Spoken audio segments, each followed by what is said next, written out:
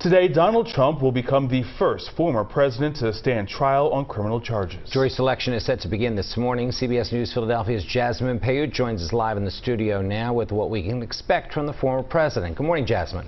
Good morning, Jim Howard. The former president will be in court every day as he faces dozens of counts of falsifying business records. As jury selection begins, potential jurors will be asked to answer a lengthy questionnaire asking things like if they've ever attended a Trump rally or if they follow the former president on social media.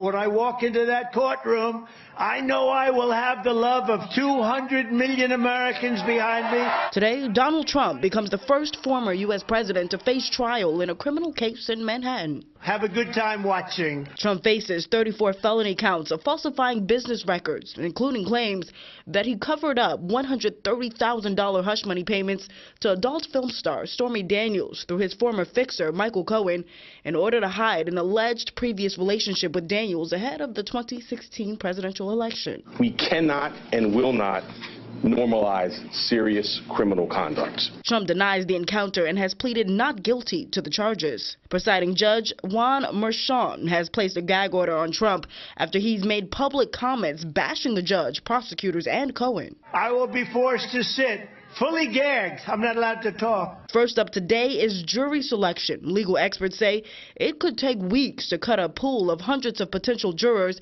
down to just 12 plus alternates. Ultimately, there is no one who is going to enter that courthouse who doesn't have an opinion about Donald Trump. And that's why some legal experts say that Trump's lawyers are likely to file a motion to try to move the trial to another city.